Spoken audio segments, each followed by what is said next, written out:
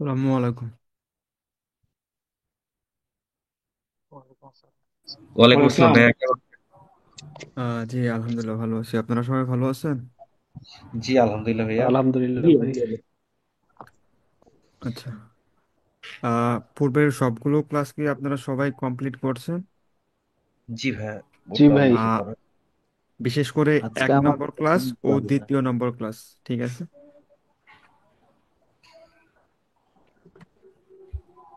আচ্ছা। আজকে আজকে টপিকটা অবশ্যই আপনারা পূর্বেই জেনে গেছেন যে আমরা কি নিয়ে আলোচনা করব। আজকে আমরা আলোচনা করব অ্যামাজনের বিজনেস মডেল নিয়ে।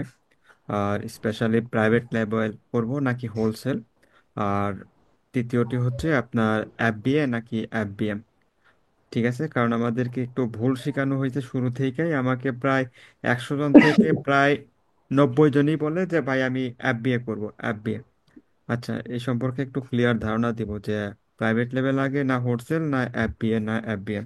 আচ্ছা, ঠিক আছে। আচ্ছা, আমাকে একজন বলুন যে একজন হোলসেলারের কোন কোন বিষয়গুলো অবশ্যই মেনে চলা উচিত। হ্যাঁ, আমাকে একটু আহ, বলুন। তরিকুল ভাই, আপনি বলুন তো।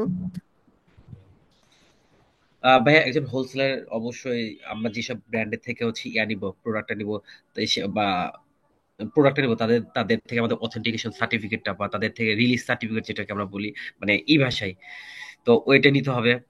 এবং হচ্ছে এই প্রোডাক্টটা হচ্ছে হলো ব্র্যান্ড, সরি ভাই, ব্র্যান্ড অ্যাপ্রুভাল সার্টিফিকেটটা। আর এই তো ভাই, আচ্ছা, আপনি হোলসেলার। ইয়া আহ, গোলাম রসুল ভাই বলেন, গোলাম রসুল ভাই।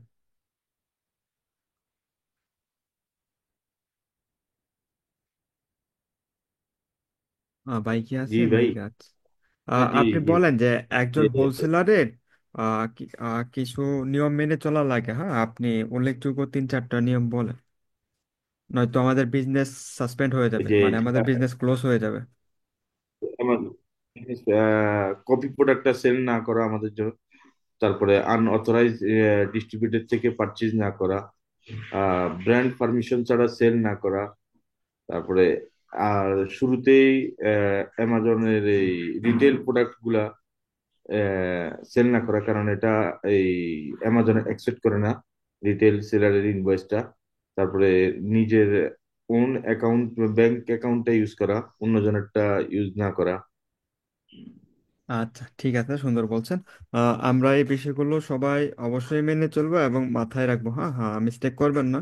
এগুলোর থেকে যদি আপনি একটা মিস্টেক করেন, আপনার অ্যাকাউন্ট সাসপেন্ড হয়ে যাবে, আপনি আর কখনোই অ্যামাজনে বিজনেস করতে পারবেন না। একটা বিষয় মাথায় রাখবেন, অ্যামাজনে যদি একবার অ্যাকাউন্ট সাসপেন্ড হয়, আপনার নামে আর কোনোদিন অ্যাকাউন্ট হবে না। হ্যাঁ, সেই জন্য অবশ্যই এই 5টা বিষয় মেনে চলবেন। হ্যাঁ, বলতে পারেন যে এক কথায় আপনার জন্য অবশ্যম্বী। হ্যাঁ, আচ্ছা। আজকে আমরা অ্যামাজনের বিজনেস মডেল নিয়ে আলোচনা করব, যদিও বা এটা আমাদের প্রথম দিকে ক্লাস হওয়ার কথা, কিন্তু আমি একটু শেষের দিকে রাখছি। কারণটা হচ্ছে আমরা অনেকেই আহ, কি বলে আগে বিজনেসটা সেট আপ করতে চাই, যে আসলে আমি বিজনেসটা সেট আপ করি বা কোথা থেকে করব, কিভাবে করব, ওইটাতে বেশি আগ্রহী থাকাতে আমি এই ক্লাসটা পরে রাখছি। আচ্ছা, ঠিক আছে, আমরা এখন শিখি, সমস্যা নেই। অ্যামাজনের পপুলার বিজনেস মডেল হচ্ছে এই 4টি, ঠিক আছে। তার মধ্যে আরো 2টি আছে, ড্রপ শিপিং, হ্যান্ডমেড। প্রাইভেট লেভেলটা হচ্ছে কত পার্সেন্ট মানুষ করে সেটা আমি আগে বলি। প্রায় 54% মানুষ আপনার প্রাইভেট লেভেল করে। হ্যাঁ, মানে 100% থেকে 54% হচ্ছে প্রাইভেট লেভেল। আর হোলসেলটা করে 25%। আর রিটেল আরবিট্রেজটাও 25%। অনলাইন আরবিট্রেজটাও আপনার প্রায় এইরকমই 21%-এর মতো। হ্যাঁ, আচ্ছা, এইখানে আমি বলি যে প্রাইভেট লেভেল কার জন্য, হোলসেল কার জন্য, বা অনলাইন আরবিট্রেজ, রিটেল আরবিট্রেজ। এখানে একটা বিষয় বলে রাখা ভালো, রিটেল আরবিট্রেজটা আমাদের জন্য না, কারণ এটা হচ্ছে যারা আমেরিকাতে থাকে, যারা আমেরিকাতে ফিজিক্যালি আছে, তাদের জন্য হচ্ছে রিটেল আরবিট্রেজ। হ্যাঁ, আর প্রাইভেট লেভেলটাও আমরা বাংলাদেশি হিসেবে করতে পারি, হোলসেলটাও করতে পারি, অনলাইন আরবিট্রেজটাও করতে পারি। আচ্ছা, এখন আমরা জেনে নিই যে আসলে আমাদের জন্য নিরাপদ কোনটা। হ্যাঁ, আচ্ছা দেখেন, অ্যামাজনের যতগুলো বিজনেস মডেল আছে, তার মধ্যে সবচাইতে সাস্টেনেবল হচ্ছে প্রাইভেট লেভেল এবং হোলসেল। আর বাকি যতগুলো বিজনেস মডেলই কাজ করুক না কেউ, তার অ্যাকাউন্ট আজকে না হয় 2 মাস পর বা 6 মাস পর, ম্যাক্সিমাম হয়তো একটা লোকের অ্যাকাউন্ট 6 মাস থেকে 1 বছর থাকে, যারা প্রাইভেট লেভেল বা হোলসেল ছাড়া অন্যান্য মডেলে কাজ করে। তো বেশিরভাগই 2 থেকে 3 মাসেই সাসপেন্ড হয়ে যায়। কেন? অ্যামাজন আপনার ইনভয়েস চাই। যারা অনলাইন আর্বিট্রেজ করে বা রিটেল আর্বিট্রেজ করে, তাদের কাছে ইনভয়েসটা থাকে না। কারণ থাকে কোনটা, আপনার ব্র্যান্ডের থাকে না তাদের। ইনভয়েসটা থাকে কোনো একটা শপিং মলের কিংবা কোনো একটা রিটেইলারের, যা অ্যামাজন অ্যাকসেপ্ট করে না। অ্যামাজন কাদের ইনভয়েস অ্যাকসেপ্ট করে? আপনার ব্র্যান্ডের অথরাইজড ডিস্ট্রিবিউটরে, নয়তোবা ব্র্যান্ডের সরি ব্র্যান্ডের ইনভয়েস অ্যাকসেপ্ট করে, ঠিক আছে।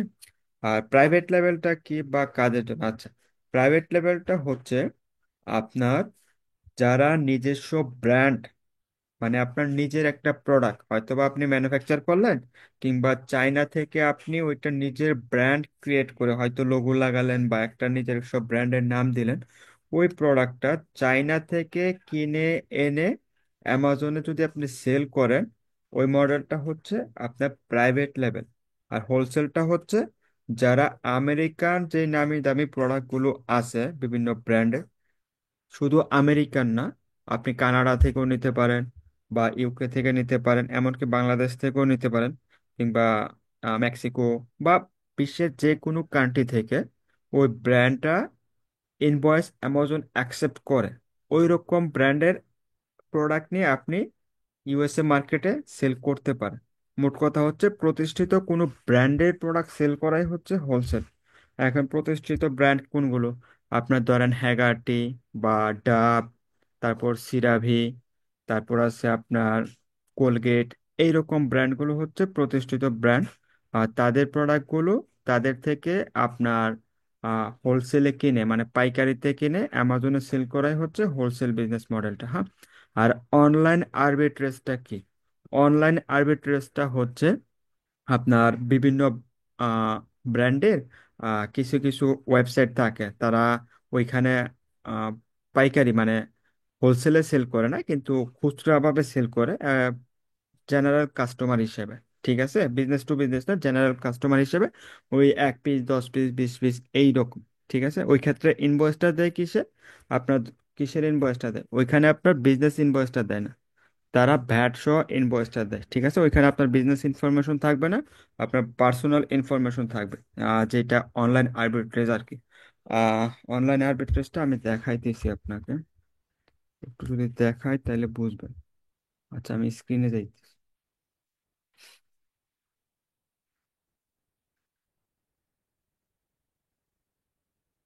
স্ক্রিন দেখা যাচ্ছে? জি ভাই, যাচ্ছে। আচ্ছা।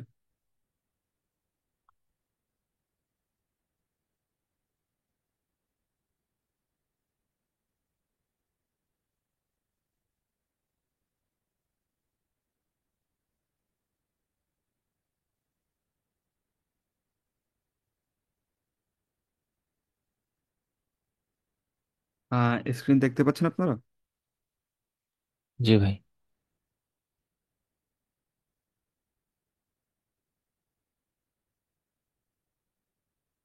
একটু অপেক্ষা করেন। আচ্ছা, এই যে আমি বলছিলাম যে অনলাইন আর্বিট্রেজটা আসলে কিরকম হয়। এই যে দেখেন, এখানে একটা প্রতিষ্ঠিত ব্র্যান্ডই এটা, লাউরা গেলার। এটা খুবই প্রতিষ্ঠিত একটা ব্র্যান্ড, খুবই ভালো সেল হয় ওদের প্রোডাক্ট। ওরা কিন্তু আপনার হোলসেল অ্যাকাউন্ট দেয় না, কিংবা কোনো রিসেলারের কাছে বা কোনো অ্যামাজন সেলারের কাছে ওরা সেল করে না। ঠিক আছে।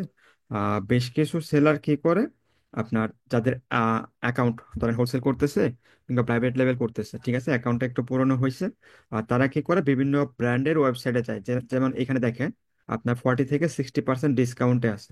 তারপরে আবার কি আছে, এক্সট্রা 10% ডিসকাউন্ট। ঠিক আছে। সরি, একটু সার্ভার বিজি করতেছে।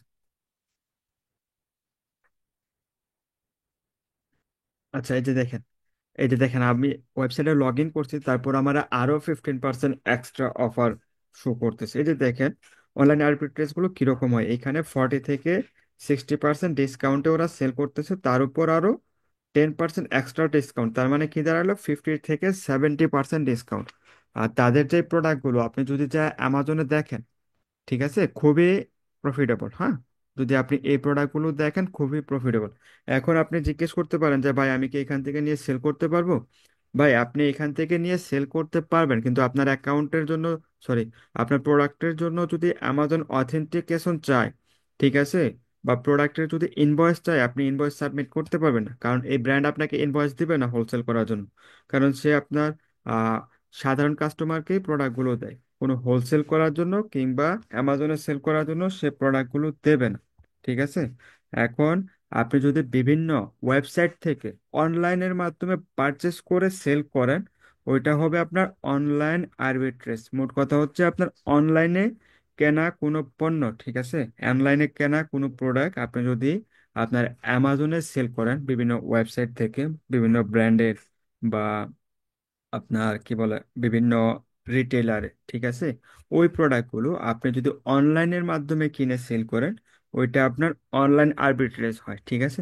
আবার এটাকে আমরা অনেকে বলি টু স্টেপ ড্রপ শিপিং। ঠিক আছে, আমরা বাংলাদেশিরা এটাকে টু স্টেপ ড্রপ শিপিং বলেও চিনি।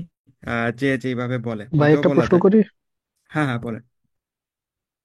ভাই আমরা ধরেন অ্যামাজনে যদি আমরা ধরেন হোলসেলে আমরা যতবার প্রোডাক্ট অ্যাড করব ততবারই কি অ্যামাজন ডকুমেন্ট চায়, আচ্ছা, এই নাকি ক্ষেত্রে, হুটহাট ওরা চায়?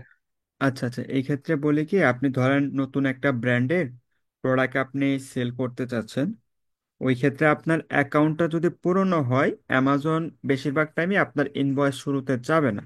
আর কিছু কিছু ব্র্যান্ড আছে তারা তাদের প্রোডাক্টগুলো গেটেড করে রাখে, আনগেটেড থাকে না। যার কারণে আপনাকে প্রোডাক্ট গেটেড করার জন্য, মানে আপনার অ্যাকাউন্ট থেকে সেল করার জন্য ইনভয়েস সাবমিট করতে হবে। আপনি যদি ইনভয়েস সাবমিট করেন তখন আপনার প্রোডাক্টটা গেটেড হয়ে যাবে, আপনি তখন লিস্ট করে সেল করতে পারবেন।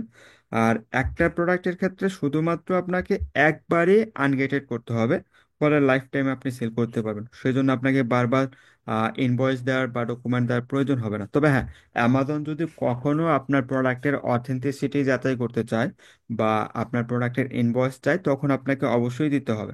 আপনি যদি ওই সময় দিতে না পারেন, আপনার অ্যাকাউন্ট তারা সেকশন 3 এর আন্ডারে সাসপেন্ড করে দেবে। বুঝতে ওকে পারছেন? ভাই, বুঝতে পারছি। আচ্ছা। জি জি।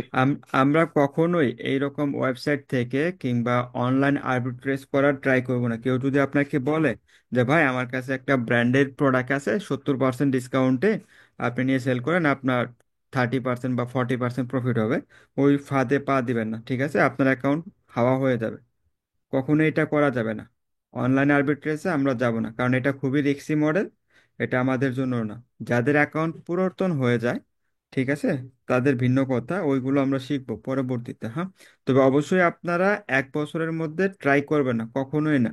আপনি যদি অ্যামাজন অ্যাকাউন্টে আপনার সেলটা 1 বছর পার করতে পারেন, আপনি বুঝে যাবেন যে আপনার আসলে করা উচিত না করা উচিত না বা কিভাবে করবেন। হ্যাঁ, এটা অনলাইন আর্বিট্রেজের জন্য বলছি আমি। আবার অন্য বিজনেস মডেলে ভাববেন না। এই যে ওদের প্রোডাক্টগুলো খুবই হাই সেল হয় অ্যামাজনও, খুবই ভালো সেল হয়, প্রোডাক্ট রেটিংও ভালো, খুবই প্রতিষ্ঠিত ব্র্যান্ড।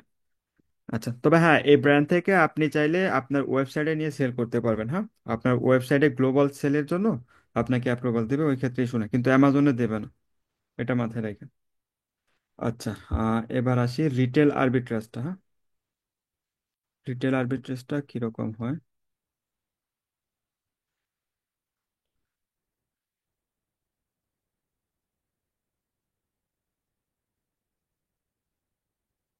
স্ক্রিন দেখতেছেন আপনারা? জি ভাই।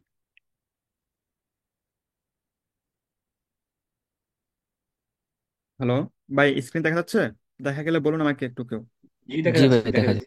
আচ্ছা, রিটেল আরবিট্রেজটা কিরকম হয় আমি আপনাদের বলতেছি। যে রিটেল, এই যে জানেন আমি এখন ওয়ালমার্টে আছি। হ্যাঁ, ওয়ালমার্টে।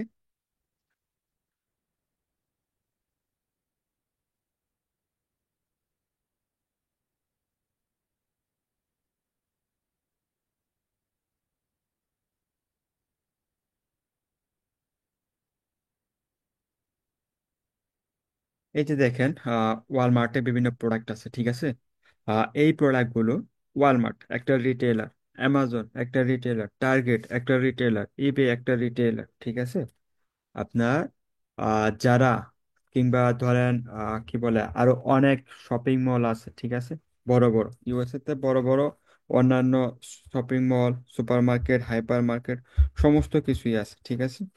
আমি আপনাদের এখন শুনেন, এই যে দেখেন ওয়ালমার্ট, ঠিক আছে, তারপর টার্গেট, এগুলো থেকে আমরা প্রোডাক্ট কিনে সেল করার ট্রাই করবো না কখনো অ্যামাজনে।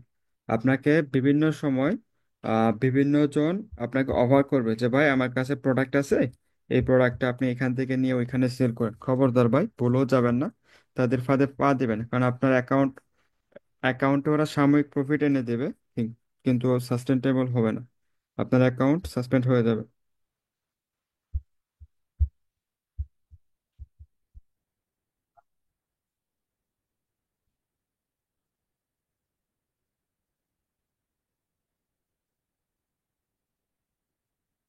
ভাই কথা কি শুনতে পাচ্ছেন? আমার এখানে একটু ক্লোজ হয়ে যাচ্ছে, বুঝতেছি না। জি জি ভাই, শুনতে শুনতে পাচ্ছি পাচ্ছি। ভাই। আচ্ছা, আচ্ছা, ওই আপনার রিটেল আর্বিট্রেজটা সম্পর্কে বলতেছিলাম। রিটেল আর্বিট্রেজ কিরকম? আপনার ধরেন আপনি আমেরিকাতে ফিজিক্যালি উপস্থিত আছেন, ঠিক আছে, ফিজিক্যালি উপস্থিত আছেন, ওইখানে বিভিন্ন মল আছে, যেমন ডলফিন মল বা দ্য আমেরিকান মল বা মল অফ আমেরিকা, এইরকম বিভিন্ন মল। বা ধরেন টার্গেটেই গেল কেউ, ঠিক আছে, টার্গেটও একটা অনলাইন শপিং মলও আছে, ফিজিক্যালও আছে। ধরেন ওইখানে কেউ শারীরিকভাবে উপস্থিত হয়ে বিভিন্ন প্রোডাক্ট সে যদি ওইখানে বাল্কে বলতে ডিসকাউন্ট প্রাইসে কিনে যদি সেল করে, ওইটাকে আপনার রিটেল আর্বিট্রেজ বলে। হ্যাঁ, আমরা ওইটাও করব না, কারণ যারা আমরা তো সবাই বাংলাদেশি, আমাদের পক্ষে সম্ভব না। যারা আমেরিকাতে আছে, ঠিক আছে, তাদের জন্য পসিবল। আমরা হোলসেল মডেল থেকে এটাও করব না, কারণ অ্যামাজন তাদের ইনভয়েস অ্যাকসেপ্ট করবে না, ঠিক আছে। কারণ আপনি তো তাদের ব্র্যান্ডের প্রোডাক্টগুলো ওই ব্র্যান্ডের থেকে পারমিশন নিয়ে বা তাদের অথরাইজ ডিস্ট্রিবিউটর থেকে পারমিশন নিয়ে সেল করতেছেন, আপনি আপনার নিজের জন্য কিনলেন, ওইটা অ্যামাজনে সেল করার জন্য চেষ্টা করতেছেন, ওইটা অ্যামাজন অ্যাকসেপ্ট করে না। তবে হ্যাঁ, অনেকে সেল করতেছে, অনেকে করতেছে না তা না, আমরা ওইটাতে যাব না, কেননা আমরা নতুন, আমাদের জন্য অনেক রেস্ট্রিকশন আছে, ওইগুলো আমরা মেনটেন করব, ঠিক আছে। এখানে আমি দুইটা বিষয় বললাম, যে একটা হচ্ছে আপনার অনলাইন আর্বিট্রেজ, আমরা বিভিন্ন ওয়েবসাইট থেকে, ঠিক আছে। কে যেন মার্ক করতেছে না, মার্ক করেন না, হ্যাঁ, পেজে আঁকা আঁকি করেন না। আমরা বিভিন্ন ব্র্যান্ডের ওয়েবসাইট থেকে তাদের অনুমতি ছাড়া প্রোডাক্ট কিনে সেল করার ট্রাই করব না, যেটা অনলাইন আর্বিট্রেজ। আর রিটেল আর্বিট্রেজ তো আমাদের দ্বারা সম্ভব না, আমরা তাও করব না, ঠিক আছে। আর টু স্টেপ ড্রপ শিপিং সম্পর্কে একটু বলি, বা ড্রপ শিপিং সম্পর্কে, এটা আমরা বাংলাদেশিরা একটু বেশি প্রমোট করতেছে। অনেকেই বলতেছে যে ভাই প্রফিট ভালো, আমরা আমরা আপনাকে মাসে 1,000, 2,000, 6,000 প্রফিট এনে দেবো, বা 30% রোই, 40%, 20% এইরকম লোভনীয় অফার দেখাবে। এটাতে যাবেন না ভাই, ঠিক আছে।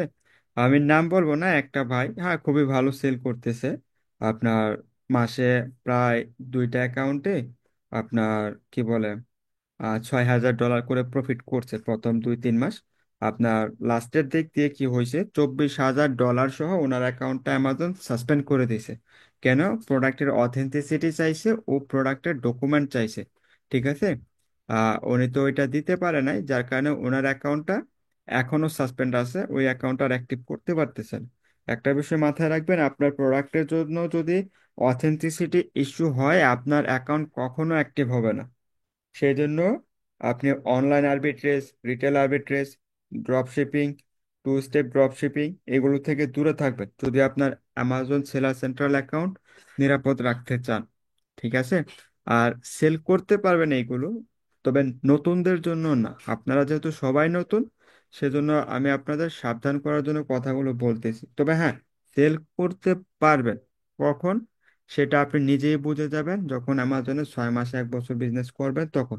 তবে ভাই আপনারা কেউ নতুন অবস্থায় ট্রাই করবেন না, যদি ট্রাই করেন অ্যাকাউন্ট সাসপেন্ড হয়ে যাবে। তখন আমাকে বললো বা বড় কোনো কি বলে ব্যক্তিকেও যদি ধরেন বা লয়ারও ধরেন, আপনার অ্যাকাউন্ট ব্যাক দেওয়ার ক্ষমতা কারণ নাই, ঠিক আছে, যদি আপনার প্রোডাক্টের অথেন্টিসিটির জন্য কোনো ইস্যু হয়ে যায়। ভাই আচ্ছা, কারো আইডি চলে গেলে কি ওই আইডিতে যেই টাকাটা থাকে ওইটা কি আর উইথড্র করা যায় না? আচ্ছা, এক্ষেত্রে উইথড্র করতে পারবেন যদি আপনার প্রোডাক্টটা অথেন্টিক হয়, ঠিক আছে, ওই ক্ষেত্রে। আর আপনার প্রোডাক্টটা যদি ইলিগাল বা ফ্রডল্যান্ডের আন্ডারে পড়ে, মানে কপি প্রোডাক্টের আন্ডারে, আপনার অ্যাকাউন্টে যত হাজার ডলারই থাকুক আপনি ব্যাক নিতে পারবেন না। বুঝতে পারছেন? আপনার প্রোডাক্টে হুম। যদি কোনো আইপি কমপ্লেন ইস্যু হয়, ওই ক্ষেত্রে যদি আপনি ব্র্যান্ডের অনুমতি ছাড়া হয়তো কোনো ডিস্ট্রিবিউটর থেকে নিলেন, ওই ক্ষেত্রে অ্যামাজন আপনার প্রোডাক্টের টাকা দিয়ে দিবে, ঠিক আছে, বা আপনার অ্যাকাউন্টে যে টাকা আছে ওই টাকাগুলো ব্যাক দিয়ে দিবে। কিন্তু আপনি এমন জায়গা থেকে নিলেন যা ব্র্যান্ডের অথরাইজ ডিস্ট্রিবিউটর না, বা ব্র্যান্ডের থেকেও না, কিংবা ব্র্যান্ডের যে নিজস্ব অথরাইজ সেলারগুলো আছে তাদের থেকেও না, ঠিক আছে, ওই জায়গাগুলো থেকে যদি নেন, আপনার অ্যাকাউন্টের ব্যাকও আসবে না, বা আপনার টাকাও আপনি রিটার্ন পাবেন না। আচ্ছা ভাই, ভাই আপনার একটা প্রায়, কোশ্চেন ছিল ভাই। জি জি, বলেন বলেন। আহ, ভাই, আমার নিজের প্রোডাক্টটাই কি আমি অ্যাফিলিয়েট মার্কেটিং করতে পারবো ভাই? আচ্ছা ভাই, আমি অ্যাফিলিয়েট সম্পর্কে তো খুব ভালো জানি না, আর ওইটা আমার খুব ভালো একটা নলেজ নাই অ্যাফিলিয়েট সম্পর্কে। তবে আপনার নিজের প্রোডাক্ট আপনি করতে পারেন, সমস্যা নেই, অ্যাফিলিয়েটিং করা যায়। তবে এই ভাইয়া কি কিন্তু বিষয়টা, না, হোলসেল করবেন না মানে প্রাইভেট লেভেল করবেন? Private level under wholesale. Wholesale. মানে আমার সমস্যাটা কোন জায়গায়, বাই বক্স তো সবসময় আমার কাছে থাকবে না। এখন সাপোজ আমি আমার প্রোডাক্টটারে আমি ইয়ে করলাম, অ্যাফিলিয়েট করলাম, কিন্তু বাই বক্সটা আরেকজনের কাছে, তখন তো আর আমার কাছে সেলটা আসলো না। না না না। যদি বাই বক্স অন্যজনের কাছে থাকে আপনার কাছে সেল আসবে না। তবে বাই বক্স কিভাবে উইন করা যায়, সম্পূর্ণ প্রো টিপস গুলো আমি শিখিয়ে দেবো ইনশাল্লাহ। আচ্ছা, তার মানে অ্যাফিলিয়েট করা যাবে? হ্যাঁ হ্যাঁ, আপনি করতে পারেন, সেটা কোনো ইস্যু না। কারণ ভাই অ্যাফিলিয়েট যেহেতু আমার আসলে একটা অন্য ই একটা। কমার্স তো আমি একটা কন্টিনিউ করতেছি, আমি একটা ই কমার্স ওয়েবসাইট কন্টিনিউ করতেছি, তাহলে ওইখানে আমি অ্যাফিলিয়েট লিঙ্কই বসাই দিলাম আমার প্রোডাক্টের, সেটা তো আর সমস্যা নাই। না না, করতে পারেন, ওই ক্ষেত্রে সরাসরি আপনার প্রোডাক্টটা তারা অ্যাড করে নেবে, কোনো সমস্যা নেই। করতে পারবেন ভাই। বুঝতে পারছি। ওইটা করা যায়, ওইটা করতে পারেন। আপনি যদি ওইটা করেন আপনার সেলটা খুব ভালো হবে, গ্রো হ্যাঁ, আপনার সেটাই বললাম খুব ভাই, ভালো কারণ হবে। আমি তো চাইলে আমার সেলটাকে একটু বুস্ট করতে পারি। সাপোজ আমি হচ্ছে কি পিন্টারেস্টে মানে ছবিগুলো অ্যাড করলাম, অথবা আমি ইনস্টাগ্রামে আমি এগুলো পোস্ট করলাম, সেক্ষেত্রে ঠিক আছে, মানে সেম প্রোডাক্টই অনেকে সেল করতেছে, আমারও তো লাভ হচ্ছে কিছু। হ্যাঁ হ্যাঁ হ্যাঁ, এটা খুবই ভালো, যেটা ভালো করতে কেউ পারেন যদি আপনি, করতে পারেন খুবই ভালো। শর্ট কোনো কন্টেন্ট দিয়ে এর ভিতরে বা হচ্ছে যে মানে আইটেমের প্রস কনস দিয়ে আপনি এড করে দেন, সমস্যা নেই। হ্যাঁ, সেটাই আর বললাম, মানে চাইলে তো আমি বুস্ট করতে পারি আমার প্রোডাক্ট সেলের জন্য আর কি। হ্যাঁ হ্যাঁ হ্যাঁ, করতে পারেন, কোনো সমস্যা নেই, বাধা নেই কোনো, করতে পারেন। আপনি ব্র্যান্ডেড প্রোডাক্টও আপনি বুস্টিং করতে পারেন, কোনো বাধা নেই। আর আরেকটা কথা বলে বলে রাখি, অনেকেই মনে করে যে ব্র্যান্ডেড প্রোডাক্ট পিপিসি করা যায় না কিংবা বুস্টিং করা যায় না, এটা করা যায়, কোনো ইস্যু নাই। ঠিক আছে, আপনি জাস্ট সিম্পলি আপনার ব্র্যান্ডের থেকে একটু অথরাইজেশন নেবেন, যে বলবেন, মানে একটু বুঝে যে আপনার প্রোডাক্টে মনে হয় যে এই জায়গায় একটু লিস্টিং এর সমস্যা আছে বা এই জায়গায় একটু ইমেজের সমস্যা আছে, আমি এটা একটু আপডেট করে নেই, আমাকে পারমিশন দেন, আমি নিজে থেকে আপনার প্রোডাক্টটা প্রচার করব, ঠিক আছে।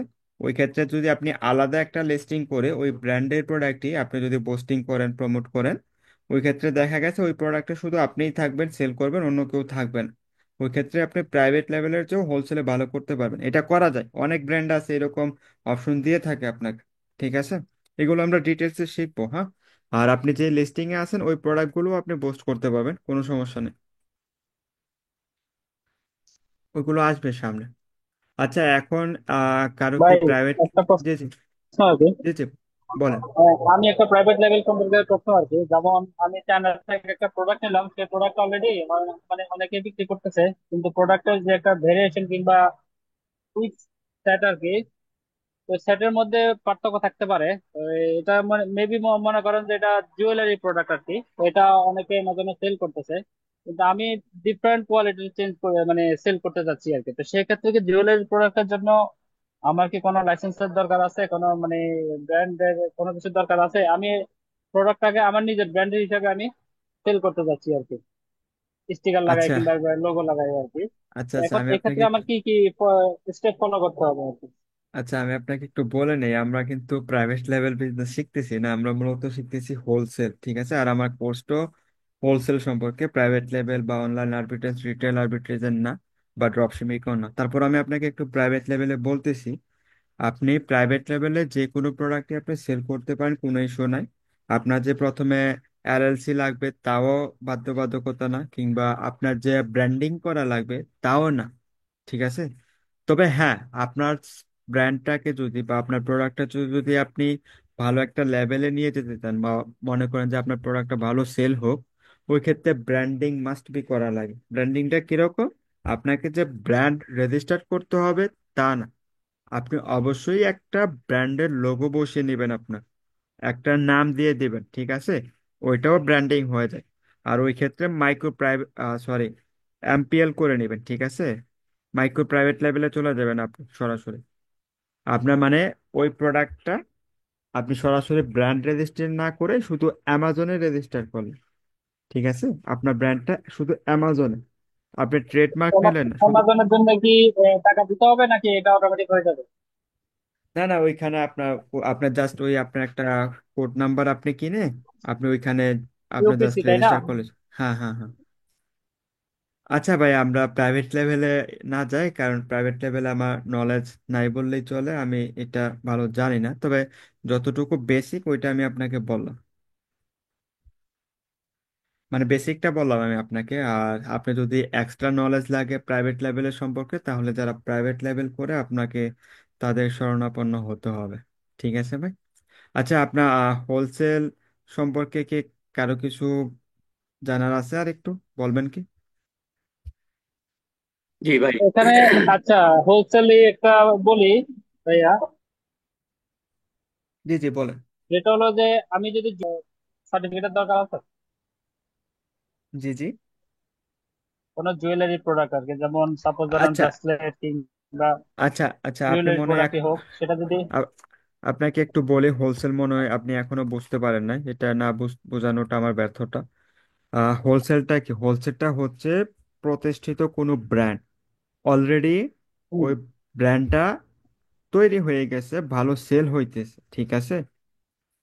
ওই ব্র্যান্ডের প্রোডাক্ট আপনি তাদের থেকে পারমিশন নেবেন, মানে তাদের সাথে একটা হোলসেল অ্যাকাউন্ট খুলবেন, কিংবা তাদের অথরাইজ ডিস্ট্রিবিউটর থেকে আপনি অ্যাকাউন্ট খুলবেন, মানে তাদের সাথে অথরাইজ ডিস্ট্রিবিউটরের সাথে অ্যাকাউন্ট খুলে তাদের থেকে অ্যাপ্রুভাল নিয়ে আপনি সেল করবেন। ওই প্রোডাক্টটা অলরেডি অ্যামাজনে লিস্টেড আছে, ঠিক আছে। অলরেডি লিস্টেড আছে, ওই ক্ষেত্রে আপনার কোনো ইউপিসি কোড লাগবে না, কিংবা আপনাকে অ্যাড চালাতে হবে না, কিংবা আপনাকে কোনো ইমেজও তৈরি করতে হবে না। অলরেডি প্রোডাক্টটা সেল হইতেছে। আপনি কি করবেন? আপনার জাস্ট ইনভয়েসটা অ্যামাজনে দিয়ে ওই প্রোডাক্টটা আপনি লিস্ট করে নেবেন। ওইগুলো আমরা শিখবো, পরবর্তী ক্লাসগুলোতে আসবে। আপনি জি বুঝতে বশির পারছেন ভাই। হোলসেল? জি জি। জি বশির ভাই, ওনার ওনার কোয়ারিটা মনে হয় এরকম ছিল যে হোলসেলে তো আমরা ব্র্যান্ডের পারমিশন নিব, কিন্তু উনি ক্যাটাগরি ওয়াইজ বা প্রোডাক্ট, এই যে গেটেড এবং আনগেটেড যে ইস্যুটা আছে, সব হ্যাঁ হ্যাঁ কিন্তু নিউ সেলারদের মানে দ্বারা সম্ভব না। সেটা তো আমরা পরবর্তী ক্লাসে শিখবো, আপনি হ্যাঁ শিখাবেন হ্যাঁ হ্যাঁ ইনশাল্লাহ। হ্যাঁ হ্যাঁ হ্যাঁ তো হ্যাঁ। এখন এই হোলসেলের ব্যাপারে আমার একটা স্পেসিফিক কোশ্চেন আছে, এটা মনের মধ্যে অনেকদিন যাবত উকি দিচ্ছে। আমি শুনেছি যে হোলসেল বিজনেসে পিপিসি করা যায়। হ্যাঁ হ্যাঁ হ্যাঁ, আমি এই এখন বললাম বিষয়ে তো করা সংক্ষেপে যায়। একটু বলেন, সংক্ষেপে, পরবর্তীতে হয়তো ডিটেল শিখবো। করা যায়, কোনো ইস্যু নাই, পিপিসি করতে পারে। আপনি পিপিসি করতে পারেন, কোনো সমস্যা নেই। আচ্ছা। আচ্ছা, সেটা তো পিপিসিতে পরবর্তী মানে ক্লাসে। কেমন কস্ট হতে পারে, এটা একটু কি ধারণা দেওয়া যায়? যেমন এটা কি কারো হোলসেল, ধারণা আছে? আমি আচ্ছা আমি পরবর্তী ক্লাসে আপনাকে, কি পিপিসি নিয়ে একটু ডিসকাস করবেন? তাহলে আর আজকে মনে হয় বলার দরকার নেই, আজকের ক্লাসই করি। যদি না না না, পরবর্তী ক্লাসে আমরা পাই যে আমি পিপিসিটা আপনাকে কিভাবে করতে বলি, হয়, কখন করতে হয়। হোলসেলটা আমরা কেন চয়েস করছি, যেন আমাদের পিপিসি করা না লাগে, আমাদের না টাকাটা লাগে, যেন রাইট। কস্টিং বেশি না আসে, মানে বিজনেসে ইনভেস্টটা বেশি না লাগে। সেজন্যই আমরা হোলসেল মডেলটা চয়েস করছি। আর পিপিসি নিয়ে এখন প্রাইমারি কোনো ক্লাস নেই আমাদের, বা আমরা শিখাবো না বা শিখবো না এখন আপাতত। তবে হ্যাঁ, কারো যদি দরকার হয় নক করবেন আমাকে, ঠিক আছে, যদি কারো প্রয়োজন হয়, ঠিক আছে। বুঝতে পারছেন? মানে পিপিসির সাথে হোলসেল, কি বাই বক্সের কোনো সম্পর্ক আছে, যে পিপিসি করলে বাই বক্স বেশি পাওয়া যাবে? হ্যাঁ হ্যাঁ হ্যাঁ আচ্ছা, আপনি যদি আপনার প্রোডাক্টের পিপিসি করেন, ওই ক্ষেত্রে আপনার ওইখান থেকে যতগুলো product customer add to cart করবে, ঠিক আছে, ওই ক্ষেত্রে সবগুলো আপনার প্রোডাক্টই সেল হবে। আর আমরা যদি হোলসেলে পিপিসি করি, তাহলে হোলসেল বিজনেস মডেল কেন চয়েস করলাম? আমরা তো পিপিসি তাহলে লাভ করব নেই। না, আমরা তো পিপিসি করব না, সেজন্য তো হোলসেল চয়েস করলাম। আচ্ছা, ফয়সাল ভাই যেন কি বলছিলেন আর একটু বলেন। আপনি যেটা বলছিলেন যে ক্যাটাগরি ওয়াইজ কোনো অ্যাপ্রুভাল নিতে হবে কিনা। না ভাই, আপনাকে ক্যাটাগরি ওয়াইজ কোনো অ্যাপ্রুভাল নিতে হবে না। ওই ক্ষেত্রে জাস্ট সিম্পলি আপনি যেই প্রোডাক্টটা সেল করবেন, ধরেন জুয়েলারি বা আপনার কি বললে ফ্যাশনের ওই রকম, কিংবা গ্রোসারি আইটেম, কিংবা বিউটি আইটেম, যে কোনো ক্যাটাগরির প্রোডাক্টই সেল করেন বা যেই প্রোডাক্টে আপনি সেল করবেন, জাস্ট ওই প্রোডাক্টের ইনভয়েসটা আপনি ওই লিস্টিংয়ে আপনি সাবমিট করবেন, যদি আপনার কাছে ওই সময়টা অ্যামাজন ইনভয়েস চাই আর কি। যদি অ্যামাজন ইনভয়েস না চায়, আপনার সাবমিট করার প্রয়োজন পড়বে না। আপনি জাস্ট সিম্পলি লিস্টিং করে সেল শুরু করে দিতে পারেন। যদি কখনো অ্যামাজন চায়, ওই সময় জাস্ট আপনি আপনার ইনভয়েসটা সাবমিট করবেন। আচ্ছা ঠিক আছে ভাইয়া, ধন্যবাদ। তো বশির ভাই ভাই, আমার আমি যেটা কথা একটা ঠিক জিনিস আছে। শুনলাম যে নিউ সেলারদেরকে দেখা যাচ্ছে যে কোনো প্রোডাক্টটা সে পারচেস করে ফেললো ব্র্যান্ডের কাছ থেকে বা ডিস্ট্রিবিউটরের কাছ থেকে, তারপর লিস্টিং করে যখন প্রোডাক্টটা সেল করবে তখন দেখা গেলো যে অ্যামাজন অ্যাপ্রুভ করতেছে না, নিউ সেলারদের জন্য এটা আনগেট করে দিচ্ছে না। আচ্ছা এই আচ্ছা, এই এটা বিষয়টা। আচ্ছা এটা একটু বলতেছি, এটা কেন হয়। এটা আমরা ডিপলি শিখবো পরবর্তী ক্লাসগুলোতে। এখন আমি একটু শর্ট করে বলতেছি। আমরা ওই রকম প্রোডাক্ট কিনবো না যা আমরা লিস্ট করতে পারবো না। আমরা সব সময় যে প্রোডাক্টটা লিস্টিং করে ফেলছি ওই প্রোডাক্টটাই আমরা সেল করব। কখনো অ্যামাজন সেলার সেন্টারে আমরা লিস্টিং না করে অর্ডার প্লেস করব না। ওই ক্ষেত্রে আপনি যদি লিস্টিং না করে অর্ডার প্লেস করেন, আপনার টাকাগুলো বিফলে যাবে। কীরকম? অ্যামাজনের কিছু কিছু প্রোডাক্টের ক্ষেত্রে সাধারণত 10টা ইউনিট রিকোয়ারমেন্ট থাকলেও এখন নতুন দেখা যাইতেছে যে ম্যাক্সিমাম নতুন সেলারদের ক্ষেত্রে তারা মিনিমাম 100 ইউনিট চাইতেছে। আমাদের নতুনদের ক্ষেত্রে প্রথম অর্ডার প্লেস 100 ইউনিট করা অনেকটা কষ্টসাধ্য বা ব্যয়বহুল। ঠিক আছে? ওই ক্ষেত্রে অ্যামাজন 100 ইউনিটের নিচে যদি ইনভয়েস না থাকে, অ্যাকসেপ্ট করে না। এটা হচ্ছে মেন। আর দ্বিতীয়ত হচ্ছে কিছু প্রোডাক্ট আছে আপনার জন্য এলিজিবল না, মানে আপনার অ্যাকাউন্টের জন্য এলিজিবল না। আর আপনার অ্যাকাউন্টে রেস্ট্রিকশন দেয়া ওই ব্র্যান্ড থেকে, কারণ আপনার অ্যাকাউন্টে কোনো পারফরমেন্স নাই, কোনো ট্রাফিক নাই, কোনো সেল হিস্ট্রি নাই, যার কারণে আপনি নতুন অবস্থায় যে কোনো প্রোডাক্ট সেল করতে পারবেন।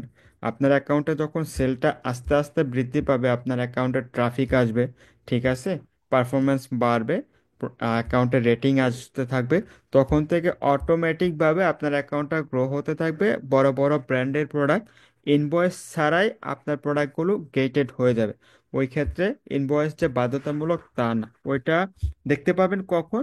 অ্যাকাউন্টটা যখন 1 মাস বা 2 মাস সেল করা পাস হয়ে গেছে, তখন আপনি আস্তে আস্তে সমস্ত কিছু দেখতে পারবেন। ঠিক আছে? আর আমরা কখনো লিস্টিং না করে অর্ডার প্লেস করব না, এটা মাথায় রাখবেন। পরবর্তী ক্লাসগুলোতে ডিটেলসে শিখবো আমরা, ঠিক আছে? ওইগুলো আসবে যে কখন অর্ডার প্লেস করব বা কিভাবে করব, কোনগুলো করব কোনগুলো করব না, পরবর্তী ক্লাসে আসে ডিটেলস। আচ্ছা ভাই আমরা শুরুতে কি দেখা যাবে যে আচ্ছা কোনগুলো ভাইয়া, আমার একটা ব্লক লিস্টে আছে কোশ্চেন মানে আর কি। এখন করতে পারবো না, এটাকে আগে দেখা যাবে? আচ্ছা আচ্ছা, হ্যাঁ হ্যাঁ, আপনি দেখতে পারবেন যে কোন প্রোডাক্টটা সেল করতে পারবেন, কোনটা পারবেন না, কোনটা রেস্ট্রিকশন দেয়া বা কোনটা আপনার জন্য অ্যাভেলেবল না, দেখা যাবে। আমরা লাইভ শিখবো, আমরা লাইভ শিখবো সবগুলো। তো বকুল ভাই, লাস্ট একটা কোশ্চেন আর কি। হ্যাঁ হ্যাঁ যেমন হ্যাঁ। প্রাইভেট লেভেল লেভেল এবং হোলসেল লেভেল আর কি।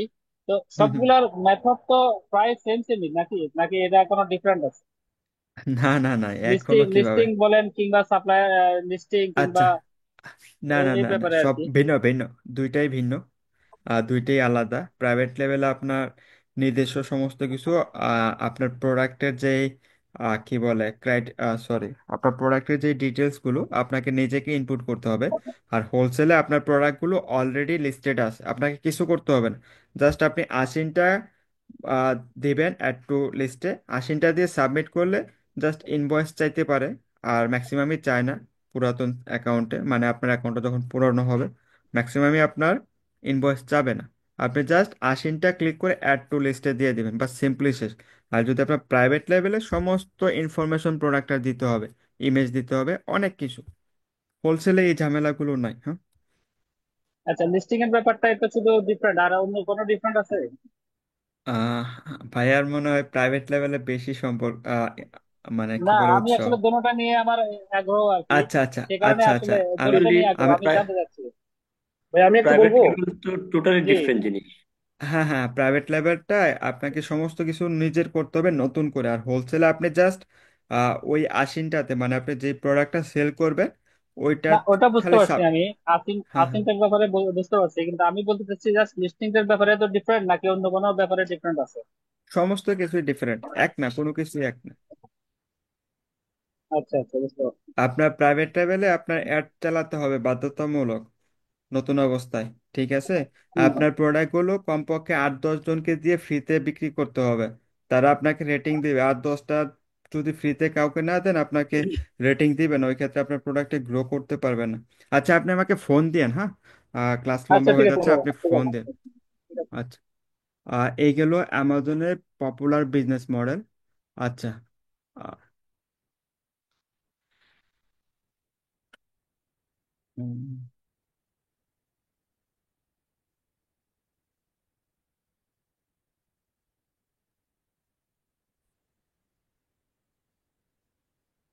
আচ্ছা, আমরা তো শিখলাম যে অ্যামাজনের বিজনেস মডেল কোনটা আমরা করতেছি বা কোনটা করব না। আর এখন আসি যে অনেকে বলে যে ভাই প্রাইভেট লেভেল করব নাকি হোলসেল, কোনটা ভালো, কোনটা আমার জন্য বেস্ট বা সুবিধাজনক। আচ্ছা, আমি একটু প্রাইভেট লেভেল সম্পর্কে বলি, হোলসেলটা পরে বলি।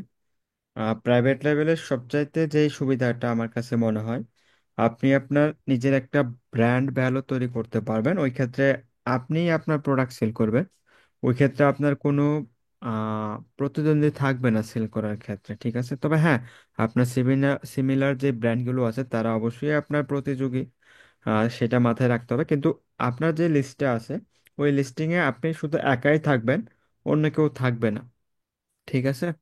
আর আপনার প্রোডাক্ট রিসার্চটা অবশ্যই আপনার ইউনিক হতে হবে, মানে সরি, আপনার প্রোডাক্ট রিসার্চটা খুবই ইম্পর্টেন্ট প্রাইভেট লেভেল বিজনেসে। আপনার প্রোডাক্ট রিসার্চ যদি ভালো না হয় বা আপনি যদি একটা ভুল প্রোডাক্ট পারচেস করে ফেলেন একটা বড় অ্যামাউন্টের, ধরেন 100 ইউনিট বা 200 ইউনিট, 4,000 6,000 বা 5,000 যাই হোক, ওই প্রোডাক্টটাকে কিন্তু আপনি পরবর্তীতে কিছু করতে পারবেন না।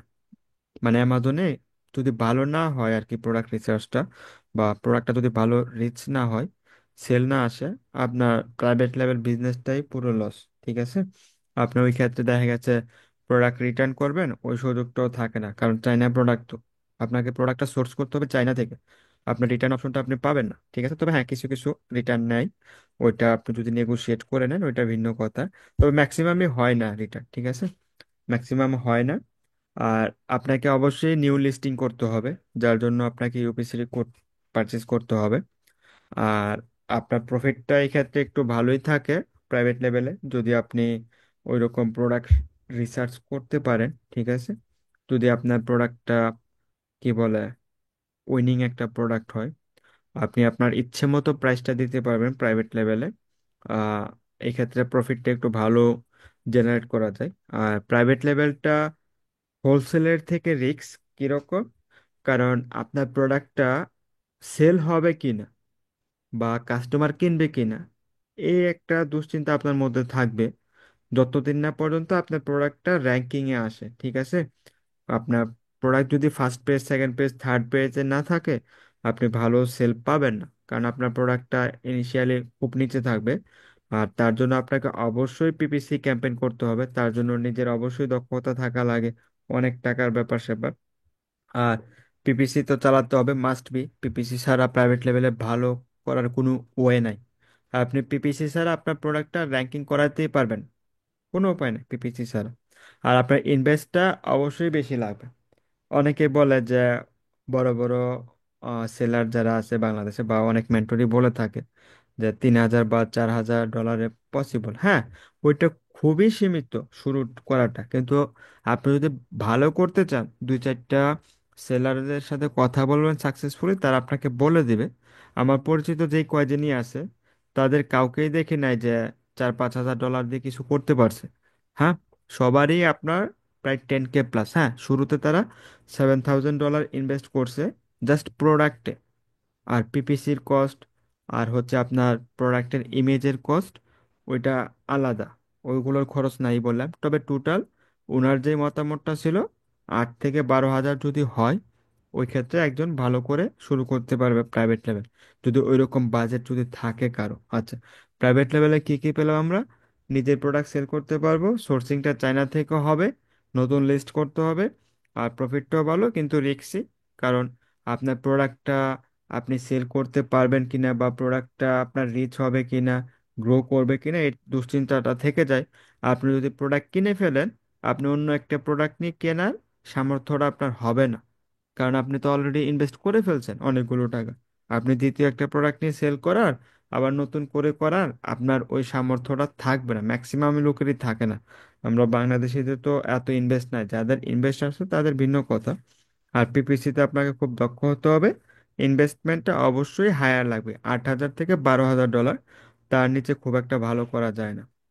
ঠিক আছে। আর সবচাইতে যে রিস্কটা প্রাইভেট লেভেলে, আপনার প্রোডাক্টটা সেল হবে কিনা, এটা হচ্ছে সবচাইতে বড় বিষয়। কারণ আপনার কম্পিটিশন তো অনেক ব্যক্তি, বেশি ব্যক্তি, খুব বেশি লোক। কারণ আপনি তো একটা প্রোডাক্ট নিয়ে কাজ করতেছেন, আপনার ওই সিমিলার প্রোডাক্ট নিয়ে আরো অনেকেই কাজ করতেছে। কারণ আপনার ব্র্যান্ডটা ভ্যালু, মানে সরি, আপনার ব্র্যান্ডটা পাবলিক হয় নাই, মানে সবার কাছে পৌঁছায় না। সেক্ষেত্রে সেল হবে কি না হবে না, ওইটা নিয়ে দুশ্চিন্তা থাকে। আচ্ছা, হোলসেলে আসি। হোলসেলে কি কি সুবিধা বা কি কি রিস্ক বা কি কি অসুবিধা, ওইটাও বলতেছি। হোলসেলের সবচাইতে যে বড় সুবিধাটা, আপনার প্রোডাক্টটা সেল হবে কিনা ওইটা নিয়ে আপনাকে একদমই দুশ্চিন্তা করতে হবে না। কারণ আপনার প্রোডাক্ট সেল হবে কিনা ওইটা নিয়ে ব্র্যান্ড চিন্তা করতেছে, তারা পিপিসি চালাইতেছে। কারণ তারা তাদের প্রোডাক্ট সবার কাছে পৌঁছানোর জন্য অনেক ইনভেস্ট করতেছে। ঠিক আছে, ওই ক্ষেত্রে আপনার একদম প্যারা নাই। আর আপনি যেই প্রোডাক্টটা অলরেডি এস্টাবলিশড হয়েছে, মানে একটা ব্র্যান্ড এস্টাবলিশড হয়ে গেছে, আপনি তাদের প্রোডাক্টগুলো সেল করবেন। আপনি তাদের প্রোডাক্টগুলো সেল করবেন, ওই ক্ষেত্রে আপনার দুশ্চিন্তার কোনো কিছু নাই, আপনার সেল নেই। আপনার যদি মান্থলি ধরেন একটা প্রোডাক্ট সেল হয় 500 ইউনিট, ওইখানে যদি 10টা সেলার থাকে, আপনি যদি ওই লিস্টিংয়ে যান, আপনার সেল আসবেই। আপনার সেল আসবে, যদি তাদের থেকে প্রাইস একটু হাইও হয়, সেল আসবে। ঠিক আছে। আর কিভাবে বেশি সেল পাবেন, বাই বক্স বেশি বেশি উইন করবেন, বাই বক্স কি, এগুলো ডিটেলসে শিখবো পরবর্তী ক্লাসে। আমি একটু জাস্ট শর্ট করে বলতেছি। আর আপনার প্রোডাক্টের সোর্সিংটা হবে লোকালি থেকে।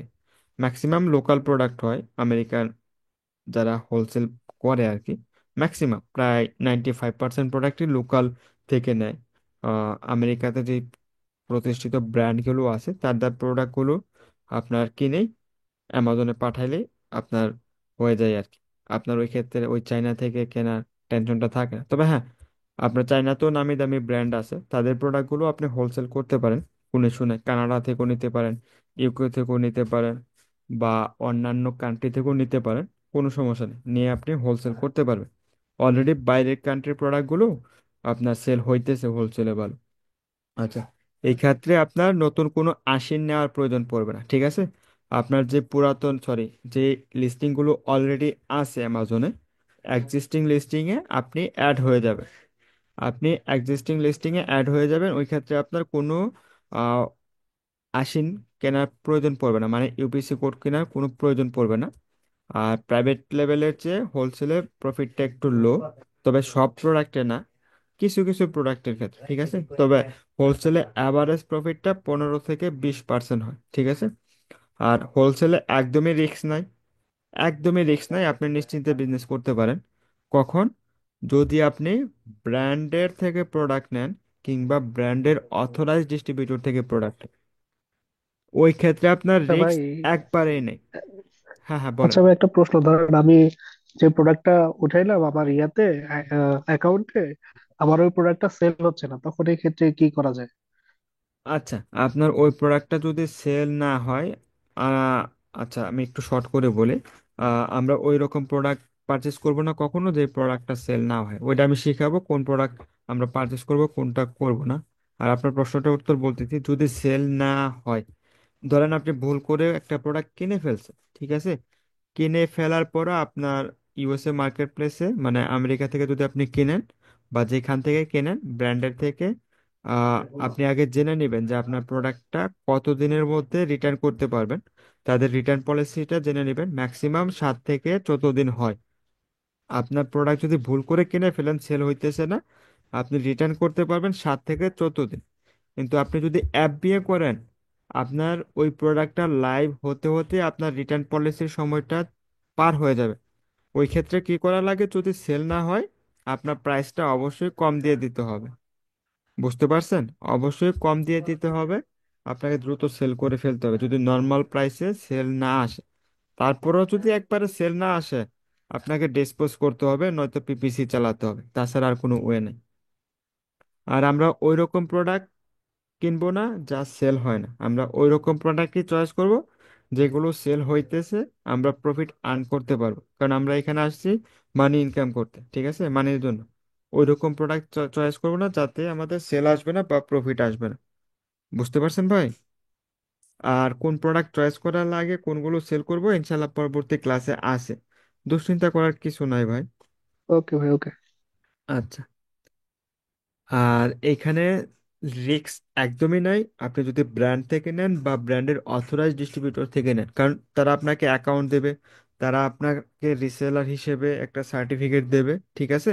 ওই ক্ষেত্রে আপনার একদমই টেনশন নাই, পিপিসি চালাতে হবে না আপনাকে, কোনো পিপিসি চালাতে হবে না, ব্র্যান্ড পিপিসি চালায়, ঠিক আছে। সেই ক্ষেত্রে আপনার পিপিসির জন্য কোনো অতিরিক্ত খরচ হবে না, মানে খরচই নেই পিপিসি।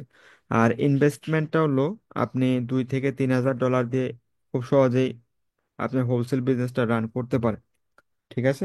আপনি ওইটাও পারেন যে প্রথম অর্ডারটা আপনি 1,000 বা $1,500 করলেন, তারপর আরেকটা অর্ডার প্লেস করলেন, ঠিক আছে। আর আরেকটা কথা বলে নেই, কেউ একটা প্রোডাক্টের উপর নির্ভর থাকবে না হোলসেলে, অবশ্যই 2-3টা প্রোডাক্ট নিয়ে স্টার্ট করবেন শুরুতে, হ্যাঁ। শুরুতে বলতে প্রথম মাসে কমপক্ষে যেন 2-3টা প্রোডাক্ট হয়। আর একটা প্রোডাক্ট যদি হয়, ওই ক্ষেত্রে আপনার প্রোডাক্টটা যদি খুব ভালো সেল হয়, ওই ক্ষেত্রে একটা প্রোডাক্ট হলে চলবে। আর যদি প্রোডাক্টের সেলটা মাসিক যদি লিমিট 500-200 এরকম হয় বা 1K, ওই ক্ষেত্রে 2-3টা প্রোডাক্ট লাগবে। একটা প্রোডাক্ট নিয়ে কেউ বসে থাকবেন না, ঠিক আছে। আর হোলসেলের সবচাইতে বড় যে সুবিধাটা, আপনাকে পিপিসি চালাতে হবে না, নতুন করে লিস্ট করার প্রয়োজন নাই, আপনার একদমই রিস্ক নাই যদি আপনি ব্র্যান্ডের থেকে নেন। আর আপনার ইনভেস্টমেন্টও কম লাগতেছে। আর আপনার প্রোডাক্টটা সেল হবে কিনা তা নিয়ে চিন্তা করতে হবে না, আপনার প্রোডাক্টটা অবশ্যই অবশ্যই সেল হবে, ঠিক আছে। সেল না হয়ে যাওয়ার কোনো উপায় নেই, সেল হবেই হবে। কারো কি কোনো প্রশ্ন আছে হোলসেলে আর কোনো কিছু নিয়ে? বশির ভাই, জি জি, বলেন। জি, আমি দু একটা কথা বলতে চাচ্ছি। অনেকের তো এই ব্যাপারে একটু দেখলাম যে কিউরিওসিটি আছে যে প্রাইভেট লেভেলের, মানে হোলসেল না প্রাইভেট লেভেল। আমি 15-16 বছর আমি গ্লোবাল বিজনেসের সাথে জড়িত ছিলাম। আমার হুম এই হুম এক্সপিরিয়েন্স দিয়ে এবং নলেজ দিয়ে আমি গত 1 বছর যাবত স্টাডি করতেছি আসলে হোলসেল করবো না প্রাইভেট লেভেল করবো। হুম আমার হুম হুম বাজেটটাও প্রায় ধরেন 10K এর মতো ছিল, এর প্লাস ছিল। তারপরে হুম আমি হুম হুম হোলসেল আসছি। তো আমি হুম গত 4 মাস আগে থেকে 5-6 জনের একটা কেস স্টাডি নিছি হাতে, যারা হুম হুম নতুন প্রাইভেট লেভেলে ঢুকছে, তাদের খোঁজ হুম হুম খবর নিচ্ছিলাম নিয়মিত। ওরা হুম হুম। ফার্স্ট প্রোডাক্ট লঞ্চ করার পরে প্রোডাক্টগুলো ডেস্ট্রয় করতে বাধ্য হয়েছে নিজের পকেট থেকে টাকা দিয়ে। হ্যাঁ হ্যাঁ, আবার অবশ্যই আমার করতে হবে। থেকে ইনভেস্ট নিছে, নিয়ে ওই প্রোডাক্টটা সেল হচ্ছে না যেহেতু পিপিসি খরচ করতে করতে পকেটে যাচ্ছিল সব শেষ। তারপরে এই প্রোডাক্ট কি করবে, নাহলে অ্যাকাউন্ট সাসপেন্ড হবে। এখন হুম এই হুম হুম প্রোডাক্টটা তারা নিজের পয়সা দিয়ে পোড়াইছে, মানে ডেস্ট্রয় করছে। হুম হুম ডেস্ট্রয় করে তারপরে আপাতত অ্যাকাউন্টটা হোল্ড রাখছে, আপাতত বিজনেস করবে না। দ্যাট হুম ইজ হুম। একটা পিপিসি মানে কিন্তু প্রোডাক্ট সেল হবে না বা ফার্স্ট পেজে চলে আসবে না। একটা ছেলে হ্যাঁ হ্যাঁ আমাকে হ্যাঁ। বললো সে আহ, 2 মাস পিপিসি তে খরচ করার পরে তার প্রোডাক্টটা আসছে ফোর্থ পেজে। যে হুম ভাই হুম। আমরা তো ফোর্থ পেজে গুডস কিনি না, আমরা কিনি ফার্স্ট পেজে। হ্যাঁ হ্যাঁ। কোনো সময় সেকেন্ড পেজে যায়। তো এই না ফার্স্ট না না। পেজে আসতে গেলে তার হয়তো আরো $3,000 $4,000 খরচ হবে শুধু পিপিসিতে।